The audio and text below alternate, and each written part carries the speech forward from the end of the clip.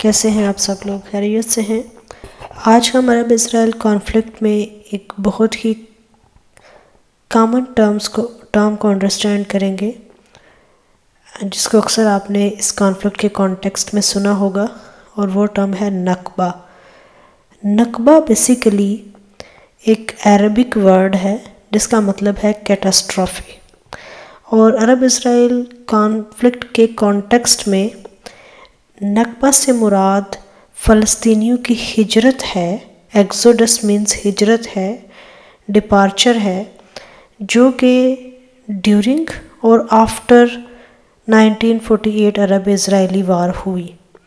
یہ ہجرت جب جوئش فلسطینین لینڈ میں آ کے آباد ہو رہے تھے اس وقت، اور جب فلسطینین آٹومن امپائر کا حصہ نہیں رہا، اور ورلڈ وار 1 کے ختم ہونے کے بعد جو وکٹر پاورز تھیں، فرانس اور برطانیہ، انہوں نے کس طرح سے جتنے بھی آٹومن امپائر کے پارٹس تھے، جو اس کے حصے تھے، ان کو آپس میں تقسیم کر لیا۔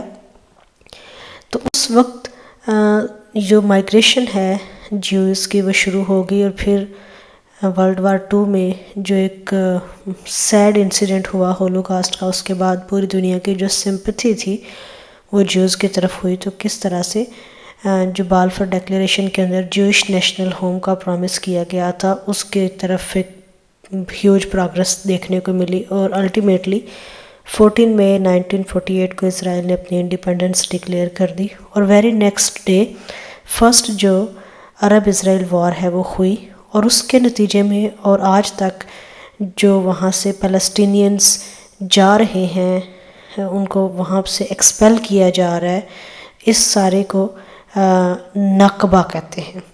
اور خاص طور پر وہ ہجرت جو کہ اسرائیل کی ڈکلیریشن انڈیپینڈنس ڈکلیئر ہونے کے بعد سے ہوئی، اس کو نکبہ کہا جاتا ہے۔ یہ جو ٹرم ہے یہ اسپیسیفکلی پیلسٹینین پیپل کی ڈسپلیسمنٹ، ان کے ڈسپوزیشن، انہیں ان کی پراپرٹی سے بے دخل کر دیا گیا، انہیں ان کے گھروں سے نکال کر دیا گیا، اور جو مصائب تکالیف وہ برداشت کر رہے ہیں اس کو ایکسپریس کرتی ہے یہ ٹرم نکبہ۔ سو آئی ہوپ کہ آپ کو نکبہ کا مطلب سمجھ میں آ گیا ہوگا in the context of Arab Israel conflict. جب بھی آپ نکبہ کا ورڈ سنیں گے تو اس کا مطلب کیا ہوگا کہ displacement, disposition and suffering that is being experienced by the hundreds of thousands of Palestinians who were forced to flee or were expelled from their homes and villages۔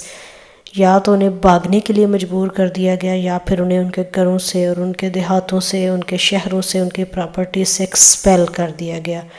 Take very good care of yourself. اللہ حافظ۔